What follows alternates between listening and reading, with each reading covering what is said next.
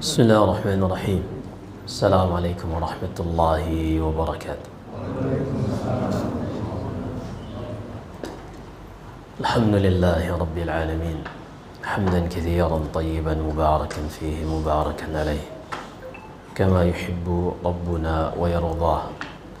أشهد أن لا إله إلا الله وحده لا شريك له وأشهد أن محمدا عبده ورسوله صلى الله وسلم وبارك عليه وعلى آله وأصحابه ومن تبعهم بإحسان إلى يوم الدين. يا أيها الذين آمنوا اتقوا الله حق تقاته ولا تموتن إلا وأنتم مسلمون. أما بعد. Jamaah ini rahmati Allah subhanahu wa ta'ala, kembali kita bersyukur kepada Allah subhanahu wa ta'ala di 10 hari awal bulan Dzulhijjah ini. Allah subhanahu wa ta'ala masih memberikan kepada kita banyak nikmat sehingga kita bisa melakukan ketaatan-ketaatan pada 10 hari yang mulia ini. Dan di pagi hari ini Allah subhanahu wa ta'ala mengizinkan kita semua untuk terbangun di waktu subuh, kemudian mengerjakan salat berjamaah di masjid ini. Dan insyaallah kita akan lanjutkan dengan mempelajari ayat-ayat Allah subhanahu wa ta'ala dan juga hadis-hadis Rasulullah sallallahu alaihi wasallam. Dan ini adalah di antara amal saleh yang jika dikerjakan di 10 hari awal bulan Dzulhijjah ini, maka akan mengalahkan segala amalan yang dilakukan di selain bulan Dzulhijjah, sebagaimana sabda Nabi sallallahu alaihi wasallam di dalam Sahih Bukhari dari hadis Abdullah bin Abbas radhiyallahu taala anhuma, kata Rasulullah sallallahu alaihi wasallam, "Ma min ayyam al-'amalu as-salihu fihinna ahabbu ila Allah min hadhihi al-ayyam al-'ashr." Tidak ada satupun hari seorang hamba melakukan amal saleh di dalamnya lebih Allah cintai dibanding 10 hari di awal bulan Dzulhijjah. Bahkan ketika para sahabat bertanya, "Walal jihad ya Rasulullah?"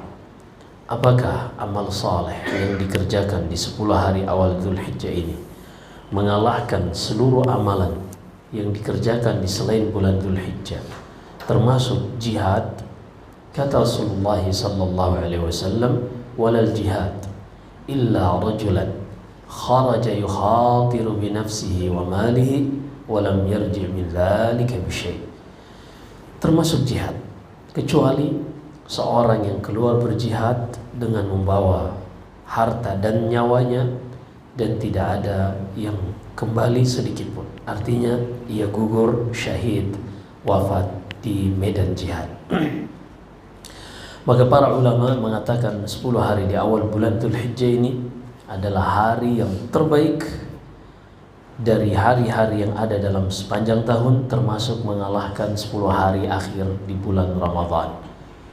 Maka sangat disayangkan ketika 10 hari di awal bulan Dzulhijjah ini kita tidak bisa memanfaatkannya dengan melakukan amal saleh. Dan insyaallah ta'ala di pagi hari ini kita akan membahas sebuah tema yang baru, yang mana tema ini sengaja kita bawakan setelah kita mendahului muqaddimah, pendahuluan yang juga sangat panjang. Yang akan kita jelaskan ini tema yang merupakan inti dan tujuan utama dakwah para nabi dan rasul. Sehingga ketika kita mempelajari sirah sebelumnya yang sudah kita habiskan setahun atau hampir setahun, di antara tujuannya atau muqaddimah, pendahuluan, sehingga kita bisa mengetahui latar belakang orang-orang jahiliyah, bahwasanya mereka bukanlah orang yang tidak mengenal Allah. Mereka orang yang mengenal Allah. Bahkan mereka beriman, meyakini bahwasanya Allah yang mencipta, Allah yang mengatur, memberi rezeki, dan segala yang ada di alam semesta ini termasuk sembahan-sembahan mereka adalah milik Allah. Hanya saja mereka beribadah kepada Allah, tapi juga beribadah kepada selain Allah. Dan kita pernah sebutkan di antara syubhat yang ada di benak mereka ketika mereka beribadah kepada selain Allah, mereka menjadikan apa yang diibadahi selain Allah ini adalah sebagai wasilah, yang mereka menganggap diri-diri mereka kotor, diri-diri mereka orang-orang yang berlumuran dosa, sehingga kalau langsung meminta kepada Allah, ini ibarat seorang rakyat jelata yang ingin langsung meminta kepada raja. Tentunya rakyat jelata yang ingin langsung bertemu raja, dia gak akan bisa kecuali setelah melewati orang-orang yang berada di sekitar sang raja, yang disebut dengan syufa'a atau pemberi syafaat. Maka mereka sengaja mendekati orang-orang yang berada di lingkaran terdekat sang raja, tujuannya agar orang-orang yang berada di lingkaran raja ini menyampaikan hajat mereka kepada sang raja. Maka mereka beribadah kepada selain Allah, kepada patung, kepada pepohonan yang dianggap angker, kepada batu yang dianggap keramat atau benda-benda apapun. Mereka tidak beribadah sebagai tujuan akhirnya benda-benda tersebut, tapi benda-benda tersebut hanyalah wasilah, perantara yang akan menyampaikan hajat mereka kepada Allah Subhanahu wa ta'ala. Sebagaimana Allah Subhanahu wa ta'ala sebutkan di surat Az-Zumar ayat 3, kata Allah, "Walladzina ittakhadhu min dunihi awliya ma na'buduhum illa liyuqarribuna ila Allahi zulfa." Dan orang-orang yang beribadah kepada selain Allah, mereka mengatakan, kami beribadah kepada objek-objek ini bukan tujuan akhirnya objek-objek ini, tapi objek-objek ini yang akan mendekatkan kami kepada Allah dengan sedekat-dekatnya. Mereka menganggap syufa'a, mereka inilah yang akan mendekatkan dan menyampaikan hajat kami kepada Allah Subhanahu wa ta'ala. Apa jawaban Allah Subhanahu wa ta'ala? Allah menutup surat Az-Zumar ayat 3 ini dengan firman-Nya, "Innallaha yahkumu bainahum fima hum fihi yakhtalifun, innallaha la yahdi man huwa kadzibun kaffar." Kata Allah, Allah lah yang akan memutuskan perkara di antara seluruh manusia. Kemudian kata Allah, dan ketahuilah Allah Subhanahu wa ta'ala sekali-kali tidak akan memberikan petunjuk kepada orang yang kadzibun kaffar, yang dusta dan kafir. Apa maksudnya dusta dan kafir pada ayat ini? Mereka berdusta ketika mengklaim bahwasanya objek-objek yang mereka ibadahi selain Allah tersebut akan menyampaikan hajat mereka kepada Allah. Ini hanyalah klaim sepihak dari para penyembahnya, dari orang-orang kafir Quraisy. Adapun realitanya, kata Allah, in tad'uhum la yasma'u du'aakum.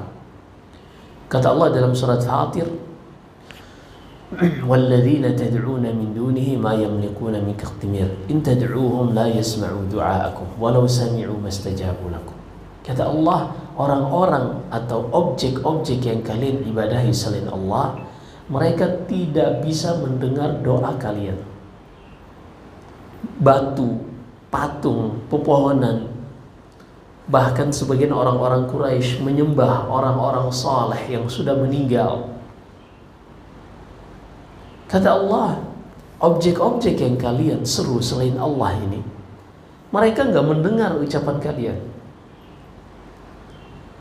apalagi mau menyampaikannya kepada Allah Subhanahu wa ta'ala. Nggak ada yang mendengar ucapan kalian. Maka kata Allah, innallaha la yahdi man huwa kadzib. Allah tidak akan memberikan hidayah kepada seorang yang dusta di dalam klaim mereka, kafar, dan mereka telah kufur dengan apa yang mereka lakukan. Jadi ada dua hal yang ada pada orang ini: dusta pada klaim mereka bahwasanya objek-objek ini akan mendekatkan mereka kepada Allah, menyampaikan hajat-hajat mereka kepada Allah, ini dusta, karena Allah tidak pernah menurunkan keterangan akan hal tersebut. Kemudian yang kedua, kafar, dan mereka dengan perbuatannya ini telah kufur kepada Allah Subhanahu wa ta'ala, karena mereka menjadikan bagi Allah ada tandingan-tandingan yang diseru, yang dimintai pada selain Allah Subhanahu wa ta'ala. Padahal Allah berfirman di dalam surat Al-Jin, wa annal masajida lillahi fala tad'u ma'allahi ahada. Sesungguhnya masjid-masjid itu adalah milik Allah, maka janganlah kalian berdoa kepada selain Allah Subhanahu wa ta'ala. Jadi yang menjadi syubhat di kepala orang-orang musyrikin Quraisy dan musyrikin Arab pada umumnya adalah mereka mengklaim objek-objek yang mereka seru selain Allah ini mengantarkan mereka semakin dekat kepada Allah. Berarti dari sirah yang kita pelajari, mereka ini mengenal Allah, mereka beribadah kepada Allah. Hanya masalahnya, ibadah yang mereka lakukan adalah atas inisiatif mereka sendiri, bukan berdasarkan keterangan dari Allah Subhanahu wa ta'ala. Bedakan dua hal ini. Mereka beribadah kepada Allah atas inisiatif, maksudnya tata caranya dengan tata cara mereka sendiri, bukan dengan sesuai syariat Allah Subhanahu wa ta'ala. Tata cara yang mereka lakukan sendiri inilah yang disebut dengan syariat. Karena syariat itu adalah jalan yang ditempuh oleh seseorang untuk sampai kepada Allah Subhanahu wa ta'ala. Jadi syariat dalam bahasa Arab, jalan raya itu namanya syari'. Jalan raya itu namanya asy-syari'. Dan syariat adalah jalan yang seorang lewati untuk sampai kepada Allah Subhanahu wa ta'ala. Jadi perhatikan di sini bedanya. Kesalahan orang-orang kafir Arab, musyrikin Arab, adalah mereka beribadah kepada Allah sesuai dengan yang mereka inginkan, bukan sesuai dengan yang Allah inginkan. Ini dua hal yang berbeda. Karena ibadah itu bukan hanya sekadar seorang ingin meluapkan rasa ingin mengagungkan dan beribadah kepada Allah. Gak cukup hanya sampai di situ. Tapi ibadah itu adalah benar-benar harus mengikuti apa yang telah Allah gariskan. Kalau kita pahami ini, kita akan mengetahui makna firman Allah di akhir surat Al-Kahfi ketika Allah mengatakan, "Qul hal nunabbi'ukum bil akhsarina a'mala." Katakan kepada mereka, wahai Muhammad, maukah kalian kami kabarkan dengan orang yang paling merugi amalannya? Jadi ada manusia-manusia yang mereka melakukan amalan, melakukan ritual, melakukan perayaan, tapi kata Allah, mereka itu merugi amalannya. Mereka datang di hari kiamat kelak, tidak ada satupun nilai dari amalan mereka yang telah mereka kerjakan. Siapa mereka? Kata Allah, alladzina dhalla sa'yuhum fil hayatid dunya wa hum yahsabuna annahum yuhsinuna sun'a. Mereka adalah orang-orang yang sesat amalannya semasa di dunia. Mereka melakukan dan mengerjakannya. Mereka mengklaim bahwasanya telah melakukan yang terbaik. Perhatikan. Kata Allah, amalan yang mereka lakukan ini sesat, salah. Artinya sesat, tidak sesuai dengan apa yang Allah gariskan, tidak sesuai dengan apa yang Allah syariatkan. Tapi sayangnya dari sisi mereka, mereka mengklaim telah melakukan yang terbaik. Allahu Akbar. Sehingga jangan heran kalau mereka siap untuk mengerahkan energi dan tenaga mereka. Bahkan ada yang sampai memukul-mukul punggung mereka berdarah-darah. Ada yang menampar-nampar pipi mereka. Ada yang sampai bersujud, sampai terbaring. Bahkan ada yang mengeluarkan harta dengan sangat banyak. Mereka mengklaim telah melakukan amalan, telah melakukan hal-hal yang mereka klaim mendekatkan diri kepada Allah. Tapi ternyata beribadah kepada Allah itu bukan sesuai dengan yang kita inginkan, tapi sesuai dengan yang Allah inginkan. Kata Allah, alladzina dhalla sa'yuhum fil hayatid dunya wa hum yahsabuna annahum yuhsinuna sun'a. Mereka adalah yang keliru amalan yang mereka lakukan di dunia, salah, tidak sesuai dengan syariat Allah, dalam keadaan mereka mengklaim, menyangka telah melakukan yang terbaik. Berarti kita beribadah kepada Allah itu tidak cukup hanya dengan semangat, tidak cukup hanya dengan perasaan, tidak cukup hanya dengan keinginan untuk mengagungkan dan beribadah kepada Allah saja, tapi harus didasari dengan syariat Allah Subhanahu wa ta'ala. Makanya kalau kita perhatikan ketika Allah menyebutkan kesyirikan di dalam Al-Quran, seperti misalnya di dalam surat Al-A'raf, selalu Allah ikutkan mereka melakukan kesyirikan di dalam perkara yang tidak pernah Allah turunkan keterangan tentangnya. Misalnya Allah berfirman, "Qul innama harrama rabbi al-fawahisha ma dhahara minha wa ma batan wal ithma wal baghy bighairi al-haqqi wa an tusyriku billahi ma lam yunazzil bihi sultana wa an taqulu 'ala Allahi ma la ta'lamun." Katakan kepada mereka, wahai Muhammad, bahwasanya Rabbku mengharamkan al-fawahish. Al-fawahish, dosa zina dan yang sejenisnya, yang nampak ataupun yang tersembunyi. Kemudian kezaliman dan kesemena-menaan terhadap hak orang lain. Kemudian yang berikutnya adalah, dan Allah mengharamkan kalian untuk melakukan kesyirikan yang Allah tidak pernah turunkan keterangan tentangnya. Artinya setiap kesyirikan yang dilakukan oleh manusia, maka ketahuilah itu adalah inisiatif dari mereka, bukan dari apa yang Allah turunkan. Seperti misalnya yang terjadi pada orang-orang Nasara. Kesyirikan mereka mengangkat Nabi Isa sebagai anak Tuhan yang tidak pernah Allah turunkan keterangan tentangnya. Kata Allah Subhanahu wa ta'ala, laqad kafara alladhina qalu inna Allaha huwal Masih ibnu Maryam. Telah kafir orang-orang yang mengatakan Isa itu adalah Allah. Di dalam ayat yang lain, dalam surat Al-Maidah kata Allah, atau dalam surat At-Taubah, wa qalatil yahud Uzair ibn Allah wa qalatin nasara al-Masih ibn Allah. Berkata orang-orang Yahudi, Uzair itu anak Allah, dan berkata orang-orang Nasara, Al-Masih Isa itu adalah anak Allah. Ini subhanallahil azim. Jadi ini semua klaim sepihak dari mereka, bukan dari apa yang Allah turunkan berupa keterangan tentang hal tersebut. Sehingga kita perhatikan orang-orang musyrikin Arab, bukan mereka tidak beribadah kepada Allah. Mereka beribadah kepada Allah. Mereka berhaji. Kita sudah sebutkan bentuk talbiyah mereka.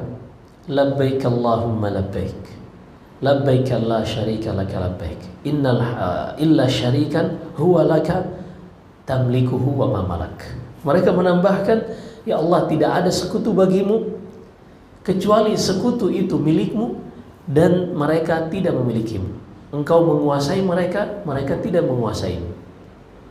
Ditambahkan oleh mereka. Ini yang disebut dengan bid'ah. Jadi orang-orang musyrikin Arab, mereka menambah-nambahi agama Nabi Ibrahim. Dan orang yang pertama kali merusak agama Nabi Ibrahim, seorang dari Khuza'ah yang bernama Amr ibn Luhai ibn Qama'ah al-Khuza'i. Di masa beliau ini, jadi ceritanya gini, dari Nabi Ismail, pada saat itu kan ditemukannya sumur Zam-Zam, ditemukannya air Zam-Zam, lalu Hajar, ibu dari Ismail, membentuk mata air Zam-Zam ini menjadi sumur. Sehingga kata Rasulullah sallallahu alaihi wasallam, rahimallahu umma Ismail, semoga Allah merahmati ibunya Ismail, kalau bukan karena dia yang segera membendung mata air Zam-Zam ini ketika keluar, niscaya mata air Zam-Zam ini hanya akan menjadi mata air yang mengalir, tapi ia segera membendungnya hingga menjadi sebuah sumur Zam-Zam. Ketika ada air Zam-Zam di tempat tersebut yang pada saat itu belum ada Ka'bah, kita sudah ceritakan, waktu itu pun orang-orang Jurhum mampir ke tempat tersebut, hingga akhirnya terbentuklah sebuah peradaban baru. Dan kemudian Nabi Ibrahim dan Ismail membangun Ka'bah di tempat tersebut, dan jadilah itu Makkah Al-Mukarramah. Dulu namanya Bakkah, jadi disebut Bakkah, disebut Makkah. Di tempat inilah Nabi Ismail kemudian menikah dengan wanita Jurhum. Kemudian ia menceraikan istri pertamanya atas isyarat dari ayahnya Ibrahim. Lalu ia menikah dengan istri yang kedua juga dari Jurhum, Sayyidah bintu Al-Jurhumiyah. Dari istri yang keduanya inilah ia memiliki 10 anak. Di antara yang paling terkenal anaknya adalah Nabit dan Qaidar. Nabi kita sallallahu alaihi wasallam berasal dari keturunan Nabit bin Ismail. Intinya, ketika di zaman Nabi Ismail ini dan keturunannya semuanya berada di atas agama Nabi Ibrahim, agama yang hanif, agama tauhid. Mereka semua berhaji, beribadah, menyembelih, semuanya hanya untuk Allah Subhanahu wa taala. Hingga akhirnya kepengurusan Baitullahil Haram ini diambil alih, yang tadinya oleh Ismail, kemudian diambil alih oleh mertuanya, lalu disilih berganti dari keturunan Jurhum, sampai lewat beberapa generasi terjadi kemungkaran di Baitul Maqdis, di Baitullahil Haram, sampai terjadi sebuah peristiwa. Ada seorang laki-laki yang bernama Isaf dan Nailah. Ini disebutkan dalam hadis Aisyah. Kedua orang ini melakukan perbuatan yang tidak pantas di Ka'bah, laki-laki dan perempuan ini. Hingga akhirnya Allah Subhanahu wa taala mengutuk keduanya menjadi batu. Orang-orang Mekah pada saat itu pun mereka sengaja menyimpan batu dua orang ini yang dikutuk menjadi batu karena melakukan perzinahan di Ka'bah. Mereka meletakkannya tidak terlalu jauh dari Ka'bah, tujuannya agar orang-orang terus mengambil pelajaran, jangan mencoba-coba melakukan hal-hal yang negatif di Ka'bah. Dan terus berjalan hingga terjadi kemungkaran-kemungkaran lainnya oleh Jurhum ini, kabilah Jurhum. Lalu datang Khuza'ah. Khuza'ah ini kabilah asalnya dari Yaman. Mereka dari keturunan Amr ibn Amir al-Lakhmi, salah seorang dari kabilah Sabah, negeri Sabah, yang disebutkan ratunya adalah Balqis, yang ketemu dengan Nabi Sulaiman alaihissalam. Ini dari Yaman. Khuza'ah ini hijrah dari Yaman karena bendungan Ma'rib yang disebutkan di dalam surat Sabah itu jebol dan akhirnya terjadi bencana. Mereka pun berhijrah dari Yaman menuju ke Jazirah Arab di Hijaz, hingga akhirnya mereka melihat orang-orang Jurhum melakukan kemungkaran-kemungkaran di sekitar Masjidil Haram, sementara Masjidil Haram ini sangat diagungkan oleh orang Arab. Maka mereka pun memerangi Jurhum dan mereka berhasil mengalahkan Jurhum. Ketika raja terakhir dari Jurhum ini menyadari dia akan kalah, dia pun mengambil seluruh perhiasan yang ada di Ka'bah, baik itu emas, pedang, semuanya dimasukkan ke dalam sumur Zam-Zam. Lalu sumur Zam-Zam ditutup, disembunyikan. Dan tidak ada seorang pun yang mengetahui sumur Zam-Zam setelah itu, kecuali sampai pada zaman Abdul Muttalib yang pernah kita ceritakan. Kita pernah ceritakan di majelis kita ini bagaimana Abdul Muttalib bermimpi bahwasanya ia menggali sumur Zam-Zam yang sekian puluh generasi tidak ada yang mengetahui di mana keberadaan sumur Zam-Zam, dikarenakan sengaja ditutupi oleh raja terakhir dari Jurhum tadi. Intinya, Khuza'ah pun mulai memerintah hingga ratusan tahun. Ibnu Katsir menyebutkan sampai 300 tahun di Mekah ini. Dan di antara yang paling merusak pada masa Khuza'ah ini ada seorang yang bernama Amr ibn Luhai ibn Qama'ah. Amr ibn Luhai ini dia seorang yang sangat kaya. Saking kayanya dia sudah membutakan 20 ekor onta. Jadi dulu orang Arab mereka memiliki tasya'um, sikap selalu menganggap sial sesuatu. Kalau seorang sudah punya 1000 ekor onta, maka dia harus membutakan mata 1 ekor agar 1 ekor ini menjadi tumbal dari ain, agar yang lain tidak terkena ain. Itu keyakinan sial dari orang-orang musyrikin Arab. Berarti kalau dia sudah membutakan 20 ekor, jumlah ontanya berapa? 20.000. Sangat banyak. Dan dia ini seorang yang sangat dermawan. Setiap datang musim haji, dia yang memberi makan jamaah haji, dia memberi minum, dia akan menyembelih untuk jamaah haji. Dan dia sangat disenangi oleh kaumnya. Hingga ucapan dan perbuatan Amr ibn Luhai ini dianggap sebagai syariat oleh masyarakat pada saat itu. Jadi apa saja yang ia ucapkan, apa saja yang ia perintahkan akan ditaati oleh masyarakat pada saat itu. Suatu saat Amr ibn Luhai ini berangkat ke kota Syam. Syam pada saat itu menjadi pusat pemerintahan Romawi, yang mana Romawi beragama Nasara, yang sudah mengubah agama Nabi Ibrahim, yang sudah mengubah agama Nabi Isa. Ketika ia sampai di Syam, ia menyaksikan orang-orang Nasara beribadah kepada patung-patung mereka. Amr ibn Luhai pun bertanya, karena mereka nggak pernah melihat orang yang menyembah patung. Mereka hanya menyembah Allah Subhanahu wa ta'ala. Lalu ia pun bertanya, "Ma hadzal ladzi ta'budun?" Apa yang kalian ibadahi ini?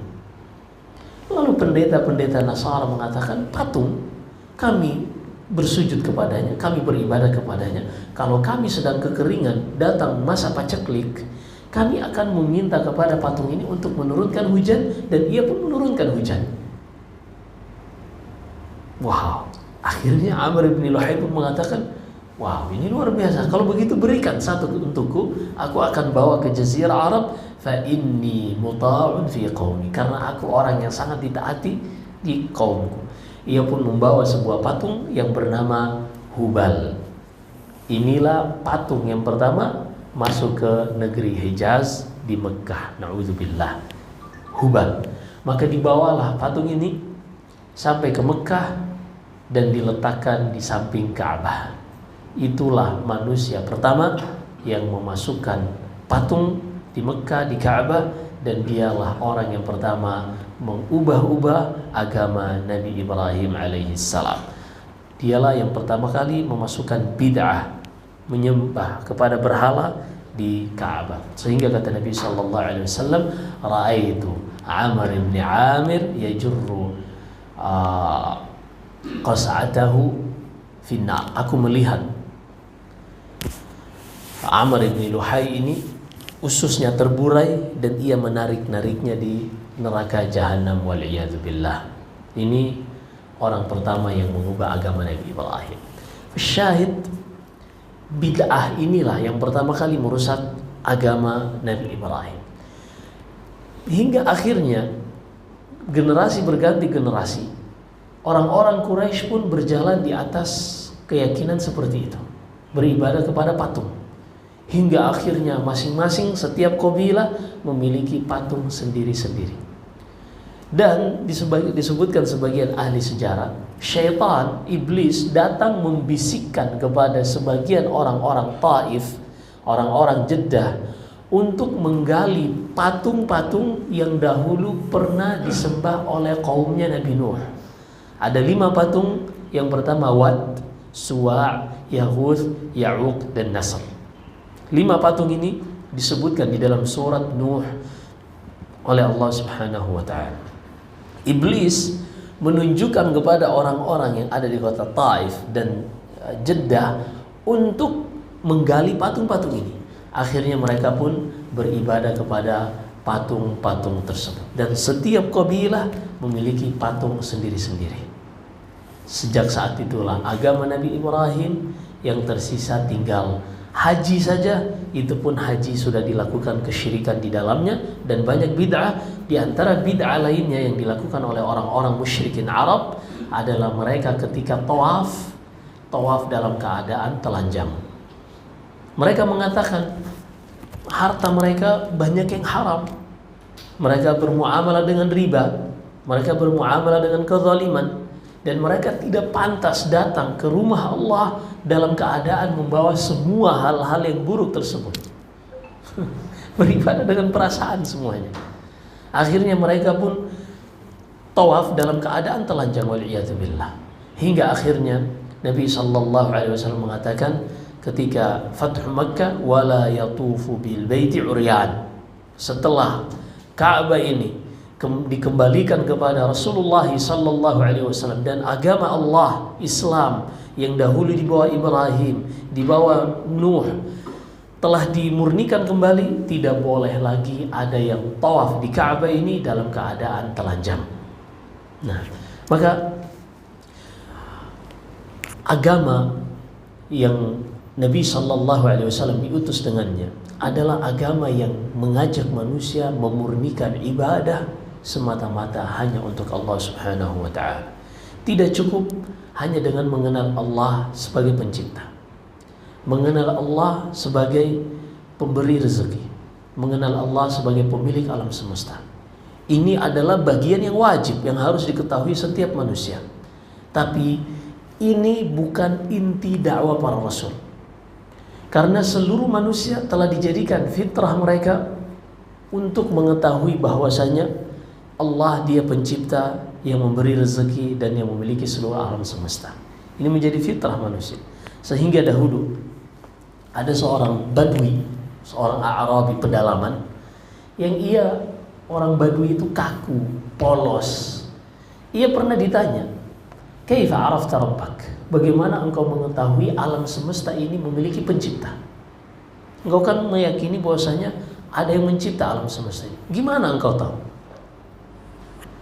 Lalu orang Badui ini dengan polosnya mengatakan, "Al-ba'ratu tadullu 'ala al-ba'ir wal atharu yadullu 'ala al-masir."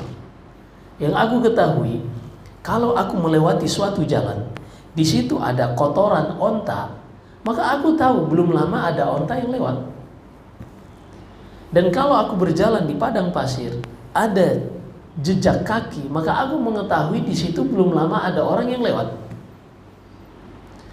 Adanya bekas ini menunjukkan adanya yang menyebabkannya.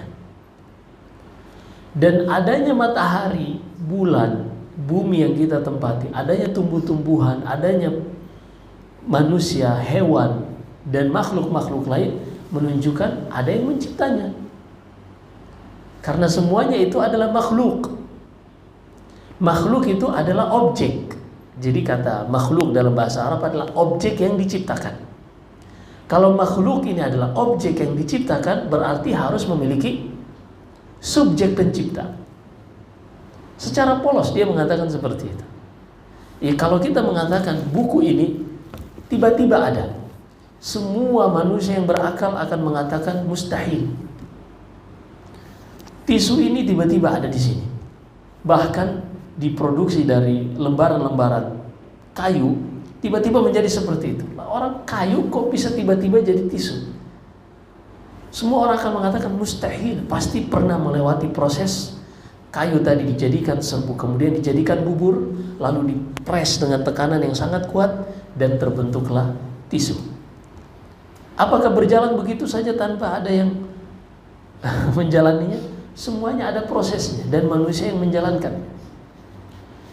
Akal manusia menetapkan segala sesuatu yang ada di alam semesta ini ada pembuatnya.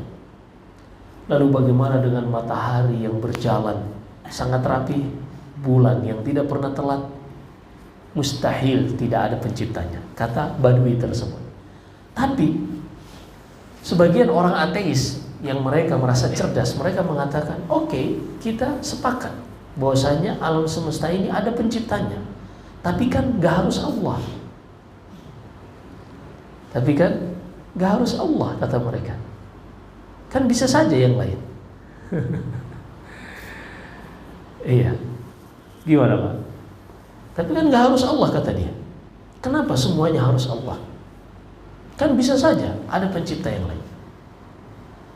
Ya kalau dari sisi retorika mungkin kita bisa mengatakan seperti itu.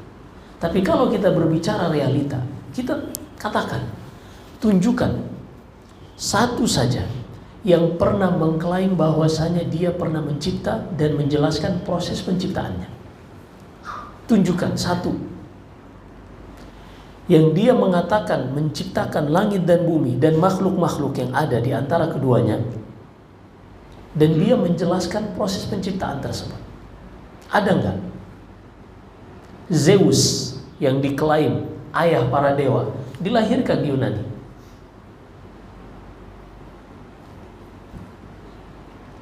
Siapa yang pernah mengklaim menciptakan langit dan bumi? Allah Subhanahu wa ta'ala. Allah berfirman, Allahul ladzi khalaqas samawati wal arda fi sittati ayyamin thumma istawa 'alal 'arsy. Di dalam surat Alif Lam Mim As-Sajdah kata Allah, dialah Allah yang telah menciptakan langit dan bumi dalam 6 hari. Kemudian ia berada istiwa tinggi di atas arsy. Allah sebutkan di dalam surat Fussilat, qul a innakum latakfuruna billadzi khalaqal arda fi yawmayn wa taj'aluna lahu andada dzalika rabbul alamin. Katakan kepada mereka, apakah kalian akan mendustakan Allah yang telah menciptakan bumi dalam 2 hari? Kemudian ia menciptakan langit dalam 2 hari, lalu ia kembali mengisi bumi ini dengan makhluk-makhluknya dalam 2 hari. Itulah 6 hari proses penciptaan langit dan bumi. Allah sebutkan prosesnya. Allah sebutkan bagaimana ia menciptakan langit, bagaimana ia menciptakan bumi, bagaimana ia mengeluarkan air menjadi laut, kemudian air menjadi sungai, dan Allah menyebutkan proses turunnya hujan. Allah berfirman di dalam surat Fatir, juga dalam surat Al-A'raf, wa huwa alladhi yursilur riyaha bushran baina yaday rahmatihi hatta idza aqallat sahaban thiqalan suqnahu li baladin mayyitin fa anzalna bihi al-ma fa akhrajna bihi min kulli thamarat. Kata Allah, dialah Allah yang telah membuat angin bertiup, kemudian membawa titik-titik air menguap sehingga terbentuk awan di atas, dan ketika awan ini semakin berat, awan ini pun menurunkan tetesan-tetesan air hujan. Angin ini dalam ilmu yang kita pelajari sekarang namanya angin muson. Ini Allah sudah sebutkan di dalam Al-Quran tentang proses penciptaan manusia. Dari sejak manusia ini nutfah, pertemuan antara sel sperma dengan sel telur, kemudian berlanjut menjadi embrio dan seterusnya, hingga akhirnya terbentuk manusia di dalam rahim ibunya. Allah sudah sebutkan 14 abad yang lalu. Tunjukkan satu objek di alam semesta ini yang pernah mengklaim menciptakan langit dan bumi, mengklaim menciptakan manusia, dan dia memiliki bukti akan hal tersebut. Alhamdulillah. Fasyahid berarti Allah Subhanahu wa ta'ala sudah jadikan fitrah di dalam diri manusia untuk mengenali Allah penciptanya, Allah yang mengatur, memberi rezeki untuknya, dan Allah pemiliknya. Tapi yang paling penting dari semua itu adalah Allah memerintahkan kepada kita, karena cuma Dia yang mencipta, mengatur, memberi rezeki, dan memiliki kita semua, maka seharusnya hanya kepada Dialah kita semua beribadah. Maka tujuan dakwah dari para nabi dan rasul adalah benar-benar merealisasikan ibadah hanya untuk Allah Subhanahu wa ta'ala. Dan inilah yang disebut dengan tauhid. Kita mengesahkan Allah di dalam peribadahan. Kita mengesahkan Allah dalam penciptaan, dalam pengaturan dan kepemilikan alam semesta. Allah Subhanahu wa ta'ala berfirman di perintah pertama dalam urutan mushaf dalam surat Al-Baqarah, kata Allah, Ya ayuhan nas, u'budu rabbakum alladhi khalaqakum walladzina min qablikum la'allakum tattaqun. Wahai sekalian manusia, beribadahlah kepada Allah. Kenapa kita beribadah kepada Allah? Apa alasannya? Allah sebutkan alasannya. Alladzi khalaqakum walladzina min qablikum la'allakum tattaqun. Beribadahlah kepada Rabb kalian, Allah yang telah menciptakan kalian dan menciptakan orang-orang sebelum kalian. Berarti alasan kenapa kita beribadah kepada Allah karena Dia yang telah mencipta kita semua. Seorang beribadah kepada patung, apa alasannya? Seorang beribadah kepada pepohonan yang dianggap angker, apa alasannya? Jadi nggak masuk akal.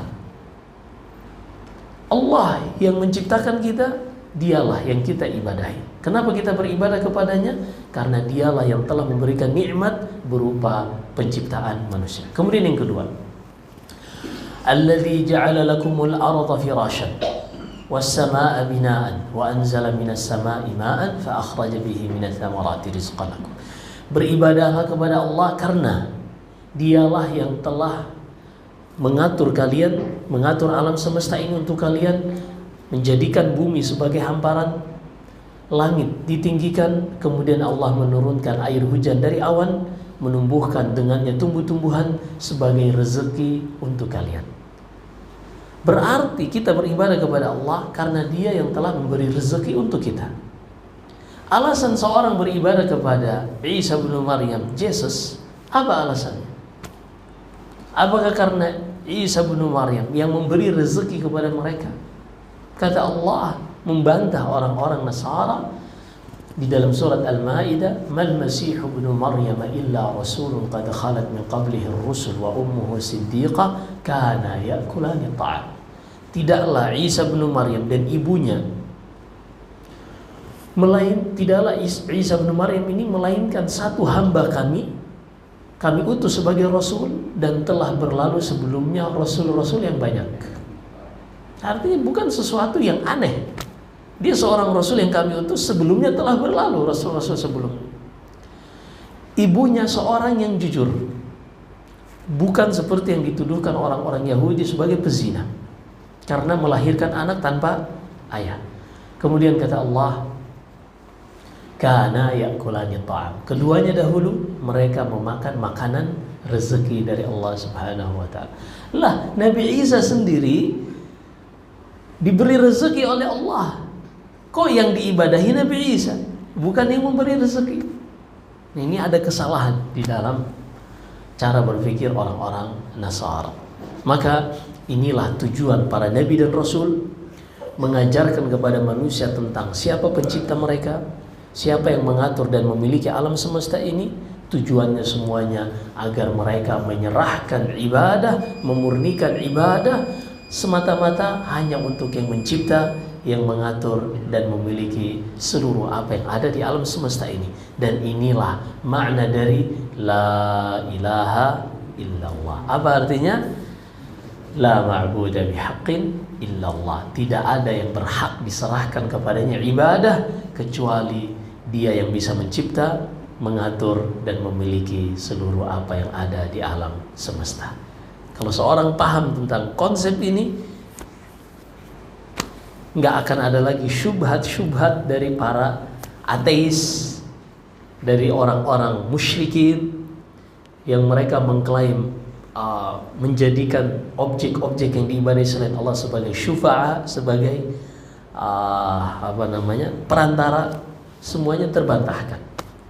Karena Allah Subhanahu wa taala berfirman, "Wa qala rabbukum ud'uni astajib lakum." Dan Rabb kalian mengatakan, berdoalah langsung kepada Allah, niscaya aku akan kabulkan doa kalian, kata Allah Subhanahu wa taala. Dan Allah berfirman di dalam surat Al-Baqarah, "Wa idza sa'alaka 'ibadi 'anni fa inni qarib ujibu da'watad da'i idza da'an falyastajibu li wal yu'minu bi la'allahum yarshudun." Jika hambaku bertanya kepadamu wahai Muhammad, di mana Allah? Katakan, aku itu sangat dekat. Bukti kedekatan Allah, aku mendengar seorang yang berdoa di dalam kamarnya, di dalam rumahnya, di kampungnya, dia berada di bumi jauh dari planet-planet lain. Planet-planet lain juga berada dalam satu galaksi. Galaksi ini ada kumpulan gugusan galaksi. Gugusan galaksi ini ada gabung lagi. Kemudian itu semuanya baru langit pertama. Di atasnya langit kedua jaraknya 500 tahun. Di atasnya lagi langit ketiga. Langit keempat, langit kelima, langit keenam, langit ketujuh. Di atas langit ketujuh ada laut. Inilah air yang di atasnya adalah arsy Allah Subhanahu wa ta'ala. Kedalaman laut ini adalah 500 tahun perjalanan. Di atasnya barulah arsy. Arsy adalah makhluk terbesar. Di atas arsy tidak ada makhluk kecuali Allah Subhanahu wa ta'ala. Di atas sana ia bisa mengetahui seorang yang berdoa di dalam kamarnya, di tempat yang tersembunyi. Inilah bukti bahwasanya Allah Subhanahu wa ta'ala sangat dekat kepada hamba-hambanya. Maka inilah tauhid, kita mengesahkan Allah Subhanahu wa ta'ala dalam segala peribadahan, dalam segala keyakinan kita bahwasanya Dialah satu-satunya yang mencipta, mengatur dan memiliki, sehingga hanya Dia yang berhak untuk diserahkan kepadanya ibadah. Dan insyaallah kita akan membahas sebuah kitab yang berjudul Kitab At-Tauhid. Ini kita akan selang-seling di pekan ini yang 3 Pak ya. Pekan 3 kita akan bahas tauhid. Di pekan 1 kita akan bahas tentang sirah. Kita akan lanjutkan insyaallah sampai khatam biiznillah. Dan insyaallah akan semakin mantap karena dua pembahasan ini akan saling menguatkan, sehingga kita mengambil faidah dari keduanya insyaallah ta'ala. Dan kitab tauhid ini secara umum berisi tentang ibadah yang Allah perintahkan dan juga kesyirikan yang Allah Subhanahu wa ta'ala larang. Dari sini kita akan tahu betapa banyak kesyirikan yang tersebar, yang terkadang sebagian orang tidak menyadari itu kesyirikan. Contohnya di dalam hadis Imran Ibn Husayn, suatu saat Nabi SAW melihat sahabatnya menggunakan gelang dari benang. Rasulullah bertanya, "Ma hadhihi?" Apa yang kau pakai ini? Sahabat ini mengatakan, "Minal wahina." Wahai Rasulullah, aku memakai ini karena gelang ini bisa meringankan demam. Gelang benang meringankan demam. Dari mana sinkronisasinya? Kata Rasulullah SAW, "Inzi'ha fa innaka law mitta wa hiya 'alaik ma aflahta abadan." Cabut, buang ini. Karena kalau engkau meninggal dalam keadaan masih mengenakan ini, engkau tidak akan pernah selamat selama-lamanya. Kenapa? Menjadikan sesuatu yang bukan sebab sebagai sebab ini syirik kecil. Menjadikan sesuatu yang bukan sebab sebagai sebab ini syirik kecil. Maksudnya, benang ini apakah ada sinkronisasinya dari sisi ilmu kedokteran? Ini bisa meringankan demam? Apakah ada di situ hubungan sebab akibat? Nggak ada. Berarti kalau nggak ada hubungan sebab akibat, dia menggunakan ini, dia meyakini ada kekuatan. Ada sebuah kekuatan pada benang ini. Dipahami di sini? Kalau misalnya seorang mengambil paracetamol, ini kan ada hubungan sebab akibat, sehingga dia tidak berkeyakinan pada paracetamol ini ada kekuatan. Enggak, memang di situ ada zat-zat yang membuat virus bisa, atau yang membantu badan untuk bisa mengalami efek lebih rileks, lebih kuat menghadapi demam. Ada efek anti-inflamasi dan seterusnya. Atau ada efek analgesik, mengurangi sakit, mengurangi demam. Tapi pada benang, efek apa nih? Nah, kalau pada obat, orang tuh tidak akan berkeyakinan, wah obat ini bisa seperti ini dan seperti. Enggak, emang dia ada proses sebab akibat yang Allah jadikan. Seperti contohnya, seorang kalau haus, dia minum. Apakah dia akan berkeyakinan bahwasanya minum ini memiliki kekuatan sehingga orang yang memasukkan ke dalam mulutnya tiba-tiba hausnya hilang? Enggak ada seperti. Dia tahu air minum ini adalah air minum yang ketika dia masukkan ke tenggorokannya menghilangkan dahaga. Hanya sampai seperti itu. Tapi kalau sesuatu yang bukan sebab diyakini sebagai sebab, nah di situ hati-hati. akan diyakini kekuatan-kekuatan yang lain, sehingga ini mengantarkan kepada kesyirikan. Seakan-akan ada yang mengatur selain Allah Subhanahu wa taala. Kenapa? Karena dalam pengaturan Allah, benang itu tidak menurunkan demam. Adapun paracetamol di dalam pengaturan Allah, hubungan sebab akibat, memang paracetamol itu menurunkan demam. Mudah-mudahan dipahami. Kenapa sesuatu yang bukan sebab, kalau dianggap sebab, itu menjadi syirik asghar. Karena akan diyakini ada kekuatan-kekuatan selain hubungan sebab akibat. Ini di zaman Rasulullah masih hidup, ada sahabat yang seperti itu. Menunjukkan syirik ini potensinya untuk terjadi pada siapa saja mungkin, walaupun dia sudah mengaku muslim. Bahkan ini sahabat Nabi, hidup di zaman Nabi, masih bisa terjatuh ke dalam hal tersebut. Maka disinilah kita menyadari pentingnya untuk mempelajari tauhid dan lawannya kesyirikan, agar kita bisa memurnikan agama kepada Allah dan menjauhi segala bentuk kesyirikan. Demikian, Allahu a'lam. Ada pertanyaan atau kita tutup? Tutup ya? Ada pertanyaan? Silakan kalau ada pertanyaan. Iya.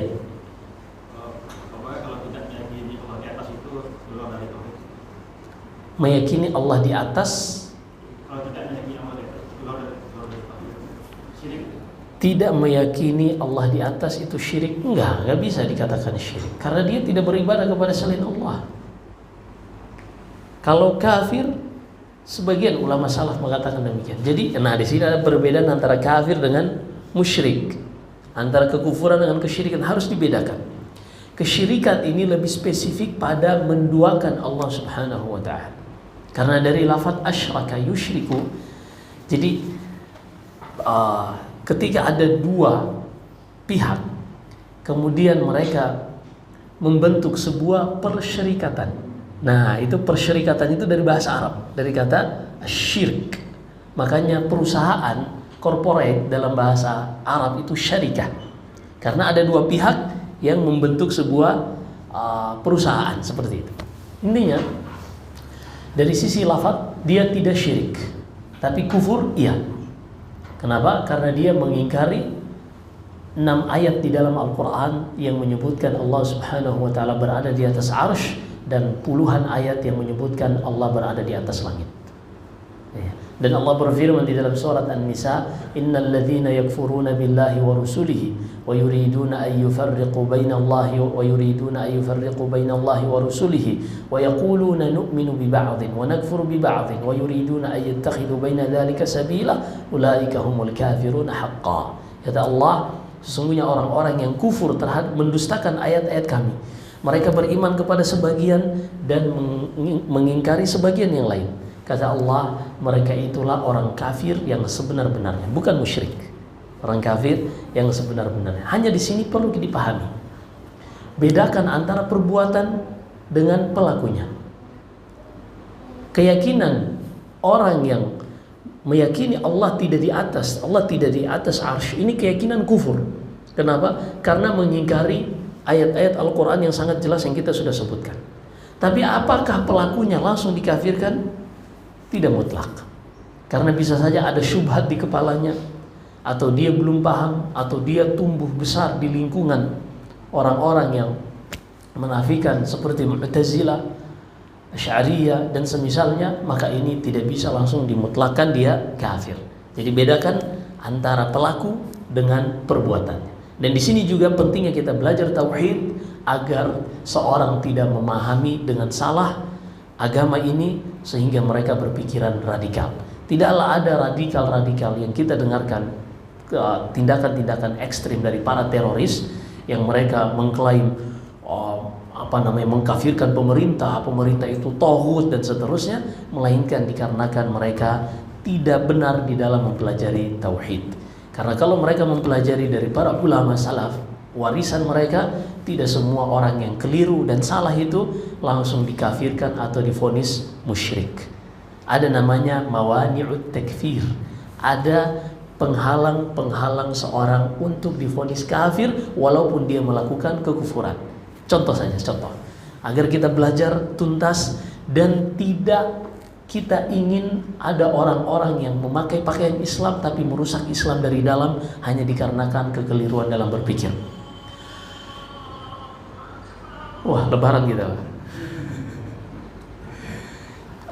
Contohnya di dalam hadis Ammar bin Yasir radhiyallahu anhu, Abu Lahab alaihi minallahi ma yastahiq la'anahu Allah, ia menindas keluarga Yasir. Di situ ada istrinya Sumayyah dan anaknya Ammar.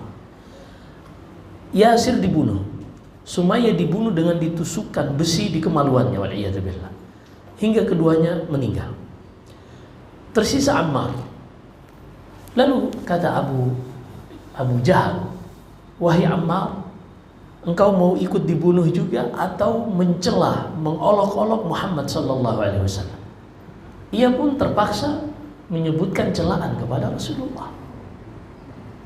Tapi dalam tekanan, dipaksa, kalau enggak mati. Setelah beliau mengucapkannya, dilepas oleh Abu Jahal. Ia pun segera mendatangi Rasulullah dalam keadaan menangis, menyesal.